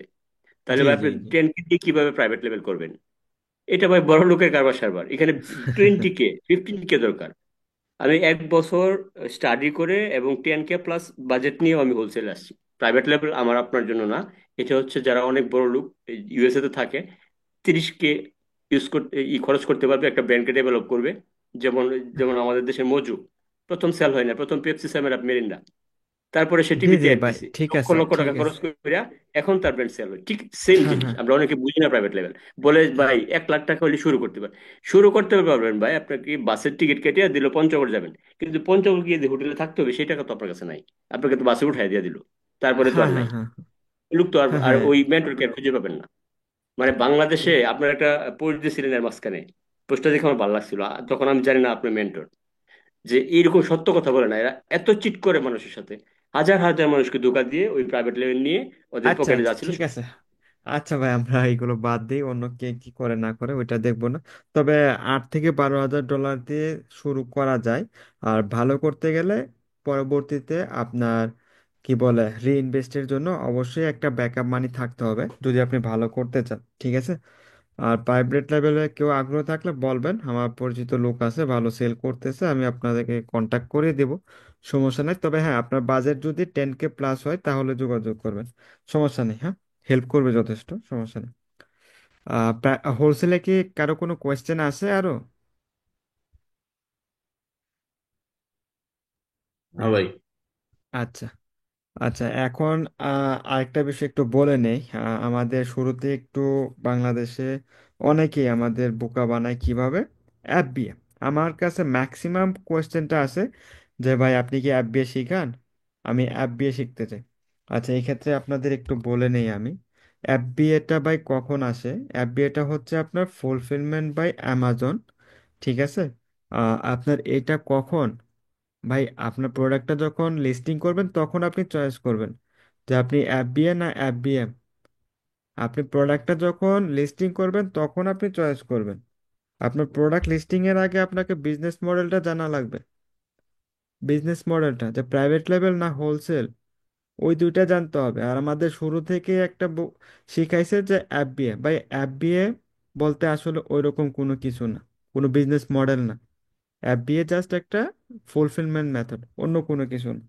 আপনার শুরুতে কি প্রাইভেট লেভেল বা হোলসেল আপনাকে একটা চয়েস করতে হবে। FBA এবং FBM দুইটারই পজিটিভ নেগেটিভ আছে, আমরা শিখবো, হ্যাঁ, এখনই শিখবো, পরবর্তী না। FBA এবং FBM হচ্ছে পরবর্তীতে কখন আপনার বিজনেস মডেলটা চয়েস করবেন, আপনার প্রোডাক্ট আপনি অ্যানালাইসিস করবেন যে আপনার প্রোডাক্টটা আপনি FBA যদি করেন আপনার প্রফিট থাকবে না FBM করলে আপনার প্রফিট থাকবে। আমরা ডিপলি শিখবো পরবর্তী ক্লাসে। এখন জাস্ট FBA এবং FBM সম্পর্কে সংক্ষিপ্ত জানবো। আচ্ছা, FBA, FBA হচ্ছে আপনার ফুলফিলমেন্ট বাই অ্যামাজন। আপনার প্রোডাক্ট আপনি লিস্টিং করবেন আপনার ব্র্যান্ড থেকে বা সাপ্লায়ার থেকে, সরি সাপ্লায়ার বলবো না, আমরা ডিস্ট্রিবিউটর বলবো বা ব্র্যান্ড, কারণ অ্যামাজন সাপ্লায়ার হিসেবে চিনে না কাউকে। ব্র্যান্ড নয়তো ডিস্ট্রিবিউটর, হ্যাঁ, আমরা ডিস্ট্রিবিউটরই বলবো। আপনার প্রোডাক্ট আপনি আপনার ডিস্ট্রিবিউটর থেকে কিংবা ব্র্যান্ড থেকে অ্যামাজনে পাঠায় দিবেন। আপনার চিন্তা শেষ, আপনি ঘুমান, খান, ঘুরেন, বন্ধুদের সাথে আড্ডা মারেন, কোনো সমস্যা নাই। আপনার অর্ডার যদি আসে, আপনার প্রোডাক্ট যদি কাস্টমার অর্ডার করে, অ্যামাজন আপনার হয়ে অর্ডার রিসিভ করবে, অর্ডার প্যাকিং করবে, অর্ডার শিপিং করবে। বাই চান্স এনিওয়ে যদি অর্ডার রিটার্ন আসে, তাও কাস্টমার থেকে অ্যামাজন রিটার্ন করবে। আপনার কোনো কিছু করতে হবে না, অটোমেটিকভাবে সমস্ত কিছু অ্যামাজন আপনার হয়ে কাজ করবে। মোট কথা হচ্ছে অ্যামাজন এই জায়গায় আপনার গোলাম। বুঝতে পারছেন, অ্যামাজন এই জায়গায় আপনার গোলাম। আপনার কাজ কি, আপনি অ্যামাজনে প্রোডাক্টটা জাস্ট পাঠিয়ে দিয়েছেন, আপনার দায়িত্ব শেষ। এই হচ্ছে FBA এর মজা, ঠিক আছে। আর FBA এর সবচেয়ে বড় সুবিধা এটা হচ্ছে আপনার প্রাইম এলিজিবিলিটি হয়, ঠিক আছে, মানে প্রাইম এলিজিবল হবে। এই ক্ষেত্রে আপনার সেলটা খুবই বেশি আসবে। আর FBM এর ক্ষেত্রে প্রাইম এলিজিবল হয় না, কারণ আপনি প্রাইমের সুবিধাটা পাবেন না। আর প্রাইমটা কি, প্রাইমটা আমরা আরো ডিটেলসে ইন ফিউচারে শিখবো, সরি ইন ফিউচারে না, পরবর্তী ক্লাস। এখন জাস্ট একটু সংক্ষেপে জেনে নেন। প্রাইম এলিজিবল হয় FBA এর ক্ষেত্রে, FBM এর ক্ষেত্রে হয় না। আর যদি আপনার প্রোডাক্টটা FBA করেন, খুব ভালো সেল হবে। কিরকম ভালো সেল, কারণ আপনার প্রোডাক্টটা অলরেডি অ্যামাজনের ওয়্যার হাউসে আছে, এবং কি মাল্টিপল লোকেশনও আছে। কাস্টমার যেখান থেকে অর্ডার করুক, আপনার প্রোডাক্টগুলো খুব দ্রুত শিপিং করে দেবে অ্যামাজন, ঠিক আছে। এমনও হয় যে 2 ঘন্টায়, সরি 2 ঘন্টায় আমাদের হবে না, মানে 4 ঘন্টা, 6 ঘন্টা, 8 ঘন্টায় ডেলিভারি দিয়ে দেয়, ঠিক আছে। ওইটা ডিপেন্ড করে স্টেটের উপর, আপনার প্রোডাক্টটা কোন স্টেট থেকে কাস্টমার অর্ডার করলো ওইটার উপর। তবে FBA এর ক্ষেত্রে সেলটা খুব বেশি আছে, কারণ শিপিংটা খুব দ্রুত হয়, যা FBM এ হয় না, ঠিক আছে। কারণ ফার্স্ট ডেলিভারি অ্যামাজনের ওয়্যার হাউসে থাকাতেই হয়। আর আপনার প্রোডাক্টগুলো ফুলফিল করবে অ্যামাজন, ঠিক আছে। আর রিটার্নের হ্যান্ডেলিংটাও অ্যামাজন করবে। এই ক্ষেত্রে আপনার কোনো প্যারা নেই। মোট কথা হচ্ছে আপনি দুশ্চিন্তা মুক্ত, একদমই দুশ্চিন্তা মুক্ত। আপনার কোনো কিছু করতে হবে না। তবে হ্যাঁ, অ্যাপবি এর একটা নেগেটিভ দিক হচ্ছে আমার কাছে, একটা না দুইটা। সেটা হচ্ছে আপনার প্রোডাক্ট অ্যাভেলেবল হতে সময় লাগে। নর্মালি 7 দিন থেকে 45 দিন, মাঝে মধ্যে বেশি হয় যখন Q4 আসে, 2 মাসও লেগে যায়। আপনার প্রোডাক্টটা অ্যামাজন ওয়্যার হাউসে পাঠাইলেন, ওই ক্ষেত্রে আপনার প্রোডাক্টটা লাইভ হতে সময় লেগে যায়। আর Q4-এর জন্য এক্সট্রা একটা প্রিপারেশনের দরকার পড়ে, ওইটা আমরা শিখবো পরবর্তী ক্লাসে। তবে নর্মালি প্রোডাক্টগুলো 7 দিন থেকে, মানে 1 সপ্তাহ থেকে 3 সপ্তাহের মধ্যে অ্যাভেলেবল হয়ে যায় অ্যাপ দিয়ে, ঠিক আছে, প্রাইম এটা এলিজিবল হয়ে কিসের যায়। উপর ডিপেন্ড করে ভাই, এই যে এত দেরি হয় বা তাড়াতাড়ি হয়, মানে অ্যাকাউন্ট বয়স অনুযায়ী নাকি এটা ওদেরই সিস্টেম? না না না, এটা ওদের সিস্টেম। আপনার প্রোডাক্টটা প্রথমে ওরা রিসিভ করবে ইউপিএস, ইউপিএস থেকে ওদের ফুলফিলমেন্ট সেন্টারে যাবে, ঠিক আছে। ফুলফিলমেন্ট সেন্টারে গেলে শুধু একটা ফুলফিলমেন্ট সেন্টারে না, ধরেন এক জায়গায় গেল, ওইখান থেকে আরো মাল্টিপল ডিভাইড করে দেয়, ঠিক আছে। ওইখান থেকে তারা আপনার ট্রান্সফার করে দেবে বিভিন্ন সেন্টারে। ট্রান্সফার করলে আবার ওই প্রত্যেকটা ফুলফিলমেন্ট সেন্টারে, যেটা এফসি ট্রান্সফার নামে পরিচিত, প্রত্যেকটা ফুলফিলমেন্ট সেন্টারে আপনার প্রোডাক্টগুলো ওরা কি করবে, স্টক করবে। ওই স্টকের যে প্রসেসটা, ওইটার জন্য সময় লাগে। ওইখানে দাঁড়ান আপনার প্রোডাক্টটা, আপনার যেই প্রেপ সেন্টার আছে ওইখান থেকে যাইতে হয়তো 1 দিন লাগলো কিংবা 2 দিন। তারপর অ্যামাজন ফুলফিলমেন্ট সেন্টারে নিল, ওইখান থেকে প্রসেসিং এর জন্য সময়টা লাগে, ঠিক আছে। অন্য কোনো কারণে না, প্রসেসিং এর জন্য। কারণ আপনার স্টোরে তো তারা প্রোডাক্টটা অ্যাড করবে ওই সময়টাই। নর্মালি 7 দিন থেকে আপনার 20 দিনের এরকমের ভিতরেই হয়ে যায় নর্মালি আর কি। আবার 7 দিনের কমেও হয়, ওইটা খুব রেয়ার। তবে 7 দিন লাগে, 7 দিনের বেশি লাগে। আর 30 দিনের বেশি ওইগুলো Q4-এ হয়। আহ Q4-এর আগে আসেন। আচ্ছা, Q1, 2, 3, 4 বলে নেই। অ্যামাজনে বিজনেস করতে গেলে Q1, 2 বেশ সময়, জানুয়ারি থেকে মার্চ, এপ্রিল থেকে জুন, এই 6টা মাস, মানে জানুয়ারি থেকে জুন মাস খুব ভালো একটা টাইমিং অ্যামাজনে বিজনেস করার জন্য। বাকি সময়টাও ভালো, মন্দ না। Q4-এর সেল খুব বেশি হয়, তবে নতুন সেলারদের জন্য না, কারণ ওইখানে বিভিন্ন অফার থাকে, প্রমোশন থাকে। ওই ক্ষেত্রে প্রফিটটা থাকে না নতুনদের ক্ষেত্রে, কারণ ওই রকম অফার দিতে পারেন। বুঝতে পারছেন? এটা হচ্ছে অ্যাপ বি এর সুবিধা। অ্যাপ বি এর মেন সুবিধা, প্রাইম এলিজিবল হবেন, সেলটা বেশি আসবে, ফাস্ট ডেলিভারি হবে। অ্যামাজন আপনার প্রোডাক্ট অর্ডার রিসিভ করবে, প্রেপিং করবে, শিপিং করবে, রিটার্নও করবে আপনার হয়ে। সমস্ত কিছু অ্যামাজন করবে, কোনো টেনশন নাই। আর অ্যাপ বিএম এর ক্ষেত্রে কি হয়, অ্যাপ বিএম এ প্রফিটটা আপনি আপনার ইচ্ছা মতো নিতে পারবেন। তবে এমন না যে আপনি একটা প্রাইস দিয়ে দিলেন, প্রোডাক্ট সেল হয়ে গেল, তা না। এফবিএম এ আপনার কস্টিংটা কম, ঠিক আছে। এফবিএম এ কস্টিংটা কম, কম। যেটা বলি না, এফবি এর ক্ষেত্রে, এফবিএ কিন্তু আপনার কস্টিংটা বেশি, প্রফিটটা কম। কস্টিং আপনার ওই অ্যামাজনের রেফারেল ফি আছে 15%। তারপর আপনার প্রোডাক্টটার ফুলফিলমেন্ট করবে, তার জন্য এক্সট্রা কস্ট আছে। আর এফবিএম এর ক্ষেত্রে ওই কস্টিংটা নাই, শুধু রেফারেল ফিটাই সেম। আর আপনার শিপিং এর জন্য আপনার একটা কস্টিং হবে, ওইটা ডিপেন্ড করে আপনি কোন প্রেপ সেন্টারটা ইউজ করছেন বা তাদের সাথে আপনি কিভাবে এগ্রিমেন্ট করছেন।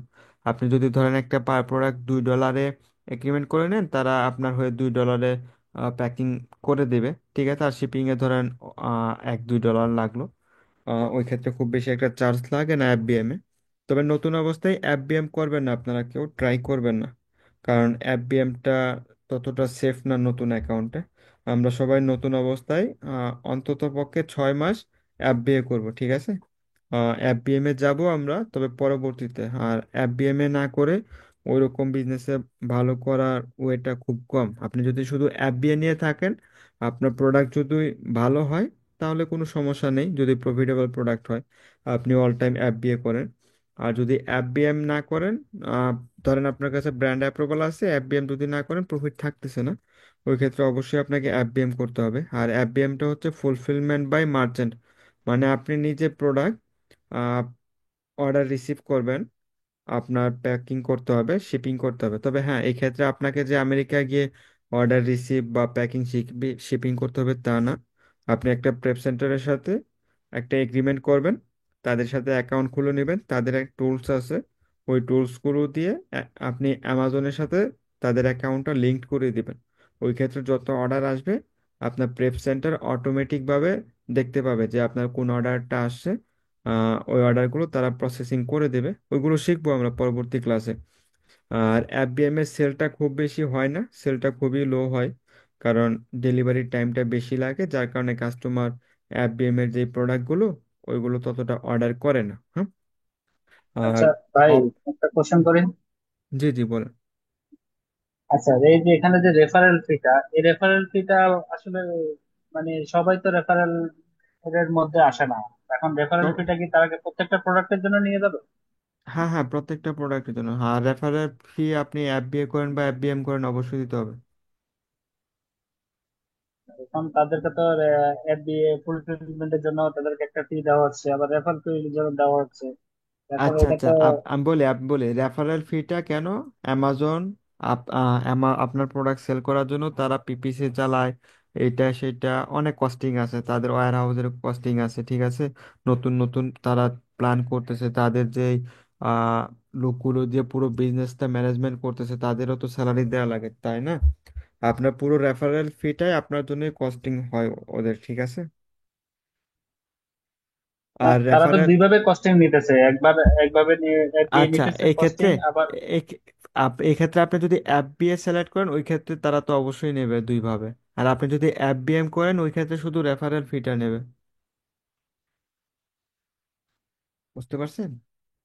জি, সেটা আ- বুঝতে পারছি, কিন্তু রেফারেল ফিটা মানে এটা কি জরুরি? ওরা মানে নিবেই এটা ভাই। আপনি এটা আপনি কি আপনি কি অ্যাম- বলবো? অ্যাম- আপনি অ্যামাজনে সেল করবেন, আপনার থেকে নেবেই, অবশ্যই নেবে। আপনি কি আপনার বাড়ি ভাড়া দিবেন বিনা টাকায় কাউকে দিয়ে দিবেন? আমি যদি বলি যে ভাই আপনার বাসাটা আমাকে 2 মাসের জন্য দেন, আপনি দিয়ে দিবেন? দিবেন না। বলবেন যে ভাই মাসে 3,000 করে লাগবে, ওরা কি আপনাকে দিয়ে দিবে ওদের লাভ ছাড়া? আচ্ছা, আপনার ওই যে অর্ডার ফুলফিল আপনাকে নিজেকেই করতে হবে। নিজেকে বলতে আপনি প্রেপ সেন্টার হায়ার করে নেবেন, তারাই আপনার হয়ে করবে। আর রিটার্নটা একটু বেশি আসে এফবিএম এর ক্ষেত্রে, এফবি এর ক্ষেত্রে তেমন একটা রিটার্ন আসে না। আর এটাও আপনাকে নিজেকেই হ্যান্ডেলিং করতে হবে। আর এফবিএম এর সবচেয়ে যে ভালো সুবিধাটা, আপনার প্রোডাক্টটা ইনস্ট্যান্ট লাইভ হয়ে যাবে। আপনি আজকে লিস্টিং করছেন, আজকে সেল করতে পারবেন। আর এফবি এর ক্ষেত্রে ওইটা হয় না, এফবি এর ক্ষেত্রে একটু সময় লাগে, ওই তো বললাম 7 to 20 ডেজ নর্মালি লাগে আর কি। আর এফবিএম এর ক্ষেত্রে একদিনই সেল করতে পারবেন আপনি। সেল বলতে আপনার প্রোডাক্টটা আজকে লিস্টিং করছেন, আজকে অ্যাভেলেবল হয়ে যাবে সেল করার জন্য। আর এফবি এর ক্ষেত্রে সময় লাগে 1 সপ্তাহ বেশি লাগে। ভাই একটা কোশ্চেন ছিল, এটা হচ্ছে গিয়ে মানে কখন বুঝবো যে আমার প্রোডাক্টগুলো আসলে এফবিএম এ যাওয়া উচিত, এফবিএ টা বাদ দিয়ে এখন এফবিএম এ যাওয়া উচিত? আচ্ছা আচ্ছা, এগুলো বিশেষ করে এফবিএম ম্যাক্সিমাম ওই প্রোডাক্টগুলোই করে যে প্রোডাক্টগুলো একটু হেভি ওয়েট হয়, এটা একটা। আর হ্যাজমত প্রোডাক্টগুলো, তারপর হচ্ছে যে প্রোডাক্টে ধরেন প্রফিটটা এফবিএ করলে কম হয়, এফবিএম করলে একটু ভালো প্রফিট থাকে, ওই প্রোডাক্টগুলো আমরা ডিটেলসে শিখবো ইনশাল্লাহ। প্রফিট ক্যালকুলেশন নিয়ে তখনই আমরা ডিসাইড নিব যে আমরা এফবিএ করব না এফবিএম করব। ওইটা একটা সম্পূর্ণ ক্লাস আছে যে প্রফিট ক্যালকুলেশন নিয়ে, তখনই আমরা চয়েস করব যে এফবিএ না এফবিএম। হ্যাঁ, আমরা শিখবো পরবর্তী ক্লাস। ডিজিটাল সার্ভিস ফি নামে কোনো ফি আছে অ্যামাজনের? জি জি জি। Digital service fee, digital service fee, এটা আপনি কোথায় পাইলেন? এটা আমি এক জায়গায় পাইছিলাম যে অ্যামাজনের এটা নাকি নতুন এড করছে। কে জানে, আমার চোখের সামনে পড়ে নাই এখনো, বা হয়তো আমি দেখি নাই। যদি আমি পাই আমি জানিয়ে দেবো। জি।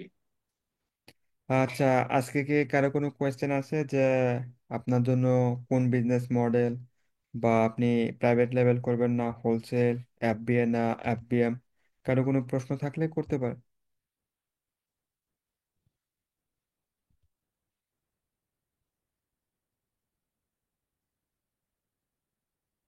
আচ্ছা, কারো কোনো কোয়েশ্চেন নাই, আজকের মতো ক্লাস এ ভাই, পর্যন্তই। একটা মিনিট।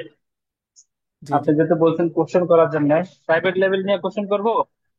এখন করতে পারেন, আমি ক্লাসটা আচ্ছা, স্টপ করে দিচ্ছি। না এখন আমি আপনাকে যে কোশ্চেনটা আর কি, যেমন আমি যদি প্রাইভেট লেভেলে যে কোনো একটা জুয়েলারি আইটেম আমি চায়না থেকে কিনি আর কি, হুম তো হুম হুম। সেক্ষেত্রে আমি ওই সাপ্লায়ারের সাথে আমি মানে কোন জিনিসটার জন্য আমি তাদের সাথে মানে তাদের কোন পেপার গুলো তাদের কাছ থেকে আমি নিতে হবে, এটা কি এই ব্যাপারে আইডিয়া আছে? হ্যাঁ হ্যাঁ, আপনার তাদের সাপ্লাই চেইন ডকুমেন্ট অবশ্যই নিতে হবে, আর ওইখানে একটু ক্লিয়ার রাখবেন আপনার যে ট্যাক্স আইডি বা আপনার যে হুম। বিজনেস ইনফরমেশন তারা যেন অবশ্যই অ্যাড অ্যাড করে দেয়। ঠিক আছে। আর আপনি যখন প্রোডাক্টগুলো শিপিং করাবেন অবশ্যই কাস্টম দিয়ে আনবেন। যদি কাস্টম দিয়ে মানে ট্যাক্স দিয়ে না পার করেন সমস্যা হবে আপনার। এই জিনিসটা বুঝি নাই, কাস্টম এটা তো যখন প্রোডাক্ট আসবে মানে একটা প্রোডাক্ট আসবে একটা দেশের ভিতরে তখন তো তারা কাস্টম পে করবে, তাই না? ওইগুলো আপনাকে অবশ্যই নিশ্চিত হতে হবে, কনফার্ম হতে হবে। আর ওই ব্র্যান্ডের কি বলে ওইটাকে, আচ্ছা আমি একটু ক্লোজ করে নিতেছি গ্লাসটা কারণ এটা আমাদের রিলেটেড না।